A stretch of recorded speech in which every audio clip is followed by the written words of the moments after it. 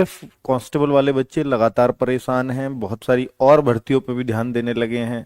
Group D को देख करके भी उन्हें खुशी हो रही है, आगे दिल्ली पुलिस का कैलेंडर देख के भी उन्हें खुशी है, बट अपने कांस्टेबल को भूले हुए हैं।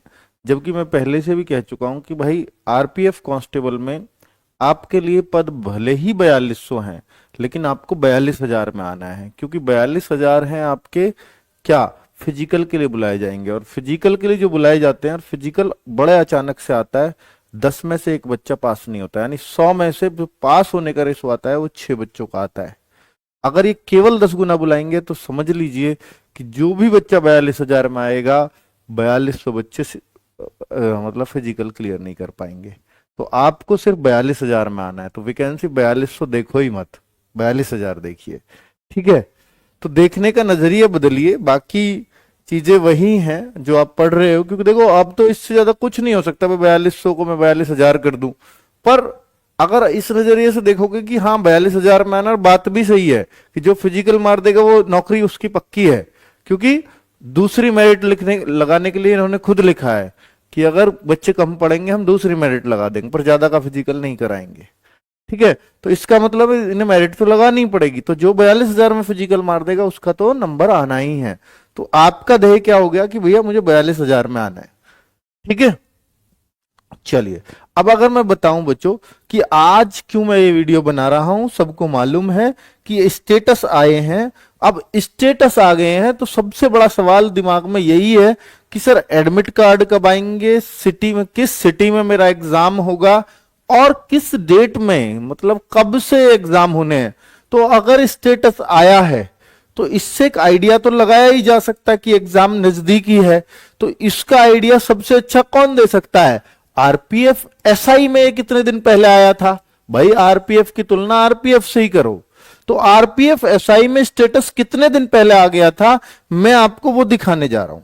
तो बच्चों जैसे ही आरपीएफ एसआई का स्टेटस है, आरपीएफ एसआई ये स्टेटस आया था, स्टेटस का ये लेटर है, हालांकि अभी कांस्टेबल का लेटर भी इशू नहीं हुआ, पर ये स्टेटस के लिए लेटर जारी हुआ था किसमें, आरपीएफ एसआई में। तो वहां 30 सितंबर को स्टेटस आया था, और एग्जाम कब हुआ, एग्जाम हुआ 2 दिसंबर को, एग्जाम हुआ 2 दिसंबर। यानी एक आइडिया लगाया जा सकता है मोटा मोटा कि अगर स्टेटस आ गया हो तो एग्जाम से लगभग 2 महीने का समय, ये कितने दिन है, 2 महीने 3 दिन का समय। यानी जिस दिन स्टेटस आया उससे एग्जाम 2 महीने 3 दिन बाद हो गया था। तो अगर मैं आज से 2 महीने 3 दिन लगाऊं तो 20 मार्च बैठता है। तो भाई अगर इस लिहाज से भी चला, हो सकता है इसमें देरी हुई हो, सवेरी हुई हो, हमें नहीं पता कि इसमें क्या क्या रीजन रहे होंगे, पर इतना पक्का है कि 2 महीने के आसपास के समय में स्टेटस आने के बाद एग्जाम हो जाता है। और वो आरपीएफ का ही, ये नहीं मैं इसकी तुलना एनटीपीसी से करूं, ग्रुप डी से करूं, उससे कोई मतलब भी नहीं है, ठीक है, या मैं जेई से करूं, या मैं और किसी से उसमें तुलना करूं। तो मैंने तुलना करी है आरपीएफ एसआई से ही, तो उसकी तो मैं कांस्टेबल की तो कर सकता हूं ना एसआई से तुलना, एसआई का एग्जाम भी हो गया है। चलिए, तो अब इसके लिए मैं साफ साफ अगर बोलूं कि भाई अगर स्टेटस आज की डेट में आ रहा है, यानी 17 जनवरी को अगर स्टेटस जारी हुआ है, तो इससे 2 महीने 3 दिन बिल्कुल एसआई वाले भी जोड़ दूं तो ये 20 मार्च के आसपास एग्जाम बैठता है।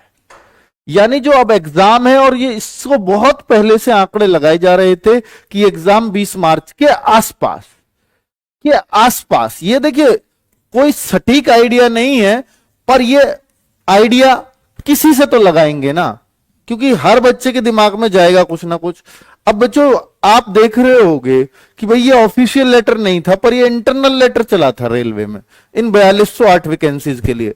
पहले इनका 8 जनवरी के आसपास से था इसको मन कराने का, लेकिन चूंकि कुछ डेट जनवरी में जा रही थी और कुछ डेट मार्च में जा रही थी, बीच में पड़ रहा था एसएससी जीडी का एग्जाम, तो उस वजह से हो सकता है ये प्रपोजल रिजेक्ट हुआ हो। तो अब जीडी पहले होगा, क्योंकि एक ही कंपनी एग्जाम करा रही है, तो वो जीडी को बचाएगी, क्योंकि उसके पास उतने रिसोर्सेज हो सकता ना हो एग्जाम कराने के, क्योंकि बहुत बड़ा एग्जाम है जीडी भी और आरपीएफ एसआई भी। ऑब्वियसली 25-30 लाख फॉर्म होंगे, तो बड़ा एग्जाम तो हो ही गया। तो 27 जनवरी अगर हम देखें भाई, ये 27 जनवरी के बाद 3 मार्च था, यानी कोई फरवरी में एग्जाम नहीं था। तो अब फरवरी पूरा स्किप कर दो। अब ये मार्च में ही मैंने बोला था संभावना है। आप कहोगे सर ये मार्च के बजाय अप्रैल में भी तो हो सकता है। अगर मैं मार्च के बजाय अप्रैल वगैरह में देखूं तो आप देखो फिर अप्रैल मई जून में रेगुलर एग्जाम है और एसएससी के कैलेंडर में भी है यहां एग्जाम, तो फिर आगे चांस नहीं है। तो मार्च खाली है क्या इनके पास? हाँ, मार्च में एक और एग्जाम है पैरामेडिकल कैटेगरी का, वो मार्च में ही होकर रहेगा। तो वो कोई बड़ा नहीं है, उसमें बहुत कम फॉर्म होते हैं, 2-4 लाख फॉर्म होंगे, उनको ये बड़ा आसानी से एग्जाम करा देंगे उसके साथ। ठीक है, तो कुल मिलाकर के यहां से जो समीकरण बन रहे थे वो मार्च के ही बन रहे थे, और अब स्टेटस जारी करके इस बात पे और मोहर लग चुकी है कि एग्जाम मार्च में ही होगा। ठीक है, चलिए अब बच्चे एग्जाम स्टेटस जो आएगा, एग्जाम स्टेटस का मतलब क्या है? मतलब है कि आपका फॉर्म एक्सेप्ट हुआ या रिजेक्ट हुआ। तो भाई ये बहुत बड़ा टक्कर हो जाएगी आपके लिए। अगर फॉर्म रिजेक्ट हो गया होगा तो सब कुछ ही खत्म है और फिर कुछ हो भी नहीं सकता। तो फॉर्म अगर आपको चेक करना है तो कैसे चेक कर सकते हैं आप? ये देखिए, एक लिंक दूंगा मैं, किसमें अभी लिंक मिल जाएगा, इसमें कमेंट में पिन कर दूंगा, डिस्क्रिप्शन में भी आपको मिल जाएगा। तो उस लिंक पे जब आप क्लिक करेंगे तो यहां आएगा लिखा हुआ अप्लाई, और जब अप्लाई पे क्लिक करते हैं तो create an account. Create an account तो जब फॉर्म भरा होगा तब किया होगा, और ये ऑलरेडी हैव एन अकाउंट, तो आपको इस पे क्लिक करना, already have an account.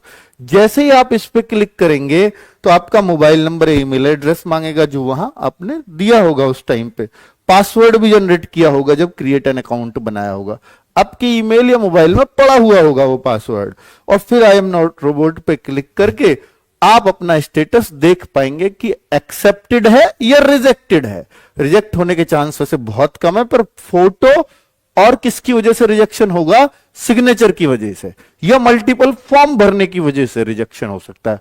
Photo blur आ जाए, सिग्नेचर ब्लर आ जाए तो रिजेक्शन हो सकता है, पर भगवान ना करे किसी का रिजेक्शन हो, क्योंकि ये फिर इससे, इस दुख से बाहर नहीं निकला जा सकता है ना बहुत दिनों तक। क्योंकि एग्जाम दिए बिना ही, युद्ध लड़े बिना ही आपकी हार तय हो जाए तो फिर तो कोई बात ही नहीं है ना बच्चों। ठीक है, तो अब ये दो बातें क्लियर कर ली एग्जाम स्टेटस। अब है कि सर एग्जाम सिटी और एडमिट कार्ड कब आएंगे?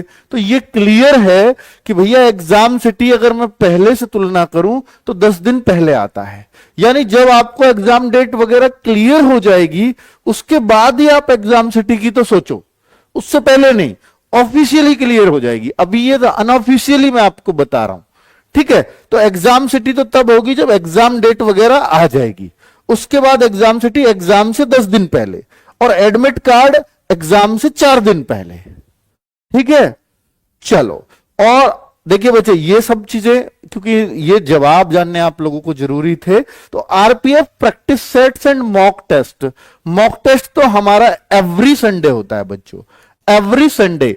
इसको देते रहो बच्चों, क्योंकि देखो आप हो सकता है किसी और एग्जाम की तैयारी में भी लगे हो। कुछ बच्चे तो ऐसे होंगे जिनकी हाइट ही 165 सेंटीमीटर है, वो इसी एग्जाम की तैयारी कर सकते हैं बस, तो वही इसको देख रहे होंगे सीरियसली। और बाकी बच्चा कोई एसएससी जीडी का होगा, किसी का एग्जाम, किसी का कुछ होगा, किसी का कुछ होगा।